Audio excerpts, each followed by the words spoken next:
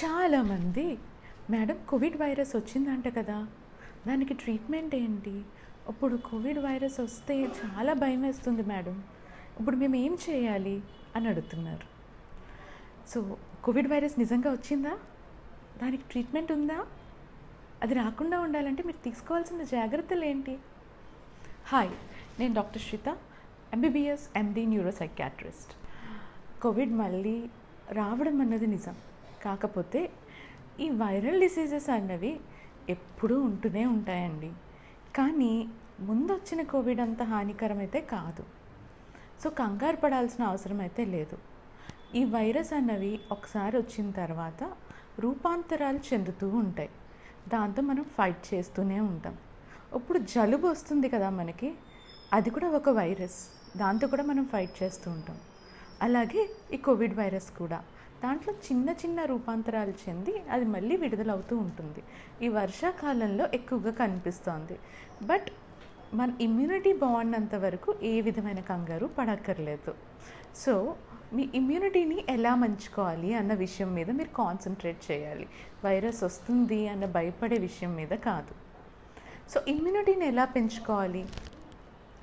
ఇమ్యూనిటీని ఎలా పెంచుకోవాలంటే, ఒకటి, ఒత్తిడికి లోన్ అవ్వకూడదు. ఎందుకంటే మీరు ఎప్పుడైతే ఒత్తిడికి లోన్ అవుతారో మీలో ఈ స్ట్రెస్ హార్మోన్స్ అన్నవి ఎక్కువ అవుతాయి. ఎప్పుడైతే ఈ స్ట్రెస్ హార్మోన్స్ ఎక్కువ అయ్యాయో అప్పుడు ఏమవుతుందంటే మీ ఇమ్యూనిటీ అన్నది తగ్గుకుంటూ వస్తుంది. సో మీలో ఈ ఫ్లూకి లేకపోతే కోవిడ్ వైరస్కి కానీ ఫ్లూ వైరసెస్కి కానీ ససెప్టబుల్ అయ్యే అవకాశం, అంటే వాటికి లోబడిపోయే అవకాశం ఎక్కువ ఉంటుంది.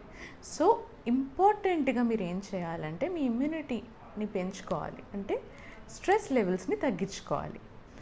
సో ఈ స్ట్రెస్ లెవెల్స్ తగ్గించుకోవడానికి ఎక్సర్సైజ్ చేయడం అయినా, హెల్దీ ఫుడ్ తీసుకోవడం, నెక్స్ట్ ఎక్కువ మంచి మ్యూజిక్ కానీ కొంచెం రిలాక్స్డ్గా ఉండడం అన్నది అవసరం.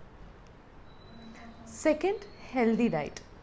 హెల్దీ డైట్ ఎక్కువ పళ్ళు, కూరగాయలు ఎక్కువ తీసుకోవడం అన్నది చాలా అవసరం. జంక్ ఫుడ్ అవాయిడ్ చేయాలి, ఆయిలీ ఫుడ్స్ అవాయిడ్ చేయాలి, ఫ్యాటీ ఫుడ్స్ అవాయిడ్ చేయాలి. కూరలు, పళ్ళలో విటమిన్స్, మినరల్స్ చాలా ఉంటాయి. సో అవి తీసుకోవడం వల్ల మీ ఇమ్యూనిటీ లెవెల్స్ పెరిగే అవకాశం ఉంటుంది.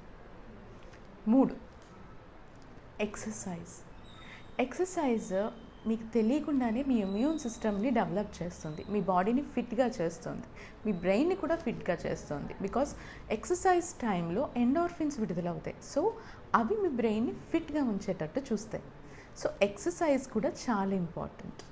అండ్ మంచి నిద్ర, 7 to 8 hours of good sleep. అంటే మధ్యలో ఏ విధమైన డిస్టర్బెన్సెస్ లేకుండా మంచి నిద్ర ఉంటే మీ బాడీలో జరగాల్సిన రిపేర్లన్నీ జరుగుతాయి.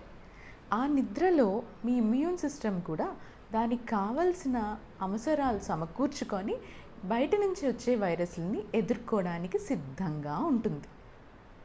అండ్ 4, వేరే ఇన్ఫెక్షన్స్ లైక్ హెచ్ఐవి కానీ, హెపటైటిస్ బి కానీ, ఇలాంటి ఇన్ఫెక్షన్స్కి దూరంగా ఉండాలి. ఇవి కూడా మనల్ని ఇమ్యూలాజికల్గా వీక్ చేస్తాయి. సో వీటికి దూరంగా ఉండడం కూడా ఇంపార్టెంట్. సో ఇవన్నీ జాగ్రత్తలు పాటిస్తూ కోవిడ్ని హ్యాపీగా ఎదుర్కొంటారని ఆశిస్తున్నాను.